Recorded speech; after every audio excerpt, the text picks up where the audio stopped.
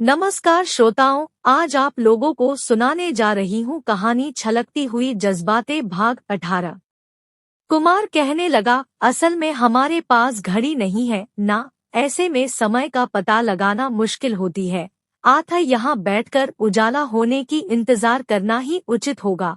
हाँ, एक बात और मैं कहना चाहता हूँ, अगर रास्ते में कोई आवाज लगाते हैं तो मत रुकना। अपनी पहचान के हो या ना हो, परंतु रुकना नहीं, सीधा घर को जाइएगा, जल्द पहुंच जाएंगे। तभी मोहन आश्चर्य व्यक्त करते हुए पूछने लगा, ऐसा क्यों भाई?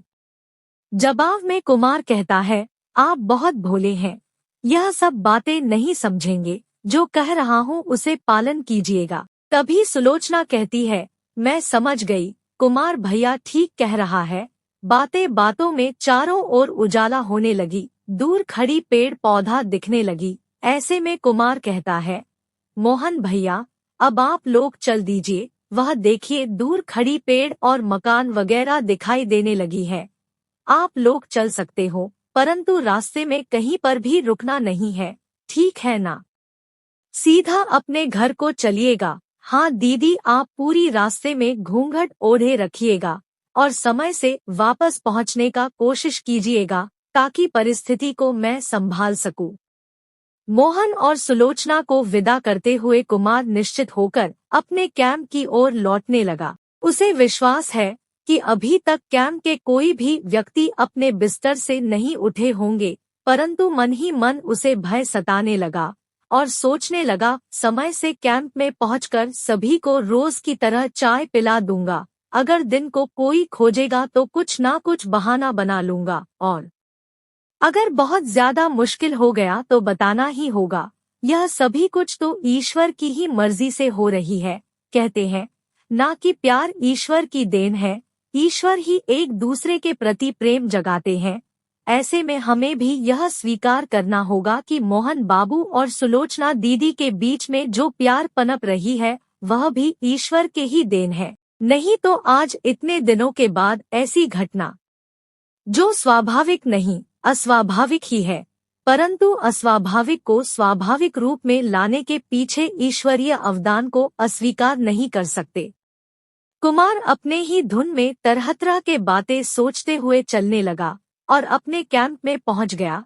अचानक सामने कमलाबाई को देखकर कुमार कुछ देर के लिए घबरा गया, परंतु कुछ वार्तालाप किए बगैर वह अपने ही धुन में अपने रोजमर्रा के काम में जुट गया और चाय लेकर सभी को पिलाने लगा। और उसी तरह पिलाते हुए जब कमलाबाई और मीरा मौसी के कमरे में गया तो मीरा मैसी पूछने लगी, कुमार तू सुबह सुबह कहाँ गया था? मौसी के पूछने पर कुछ क्षण के लिए कुमार दुविधाओं में पड़ गया, फिर अपने आप को संभालते हुए कहने लगा, मैं तो नदी के तरफ गया था, जैसा कि मैं रोज जाता हूँ।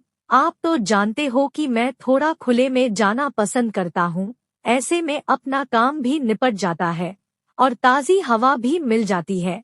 बस और 2-4 रोज उसके बाद फिर ऐसा मौका कहाँ मिलेगा। आप कभी जाकर तो देखिए कि कितना मजा आता है। अपनी बातों को समझाने की प्रयास करते हुए कुमार वहां से निकालकर सुलोचना के कमरे में आ गया तो देखा सभी लोग चादर ओढ़कर सोई हुई है। तभी कुमार ने सुलोचना के बिस्तर को व्यवस्थित करने लगा, ताकि कोई देखे तो यह समझे कि सुलोचना अभी तक सोई हुई है। उसके बाद विदिशा को चाय पिलाने को गया तो इशारों से विदिशा ने कुमार से सुलोचना की जानकारी मांगी। ऐसे में कुमार भी इशारों से विदिशा को समझा दिया और रोज की तरह अपने कामों में लग गया। सुलोचना और मोहन तेजगति से नाव को बहाते हुए कुशलपुर के लिए चलने लगे। मोहन से थोड़े ही दूर सामने सुलोचना बैठी अपनी बीते दिनों को याद करती रही, तो कभी भविष्य की कल्पनाओं में खोने लगी। ठंड के कारण वह सिकुड़ने लगी। तभी मोहन उसे कहता है, मुझे लगता है कि तुम्हें ठंड लग रही होगी, तुम तो कँप रही हो। जवाब में सुलोचना बातों को टालते हुए कहती है, हाँ थोड़ी सी ठंड तो है, कोई खास नहीं, मुझे अच्छा लग रही है।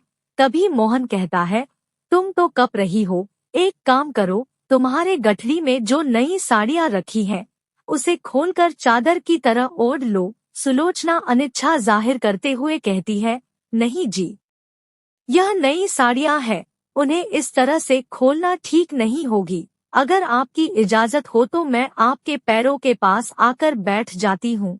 ऐसा करने पर हवा नहीं लगेगी तो ठंड भी नहीं लगेगी। दुविधाओं भरे लहजे में मोहन कहता है, अगर तुम्हें ऐसा लगता है तो कोई बात नहीं, मगर इतनी छोटी सी जगह पर तुम कैसे बैठोगी? मोहन के सहमति पाने पर सुलोचना कहती है, कोई बात नहीं, मैं अपने आप को संभाल लूंगी। सुलोचना मोहन के पैरों के पास आकर टेढ़ी होकर सो गई। ऐसे में मोहन अपना धोती की खूंटा खोलकर उसके बदन पर डाल दिया। ऐसे में सुलोचना को गर्माहट महसूस होने लगी, साथ में उसके मन में एक नया सुखद एहसास जगने लगी। आवेगों में आकर करवटें लेते हुए सुलोचना मोहन के पैरों को जकड़कर निश्चित होकर सो गई। इतने में सुलोचना को याद आ गई कि उसने मोहन को हाथ में बंधने को एक घड़ी खरीद करके दी थी, मगर वह घड़ी कहाँ है?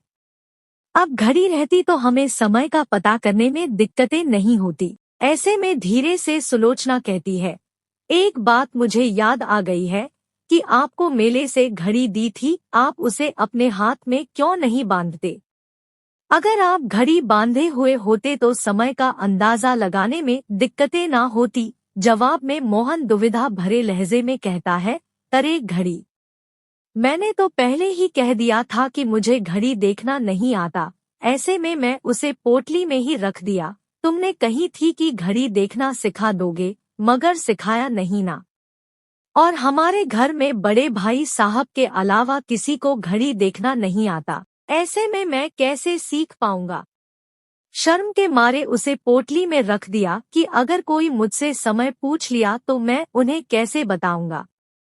और सोचा कि अब खोल कर रख देते हैं, भाई साहब घर में आने पर उनसे सीख लूंगा, तब तक वैसे ही रहेगी तो क्या फर्क पड़ेगी।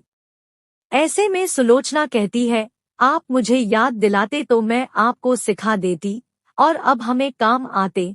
अब जो भी है, वैसे भी हम में से कोई भी घड़ी नहीं पहनता, एक दो जन को छोड़कर। बाबूजी तो घड़ी पहनते हैं, और भी दो चार जन पहनते हैं, मगर उनसे कभी पूछना ठीक नहीं होगा। मैंने कोई बार कुमार भैया को भी घड़ी देना चाहा, मगर उसने बार बार मना कर दिया और कहता है, अरे हम ठहरे अनपढ़, यह घड़ी हम जैसे को पहनने की थोड़ी है।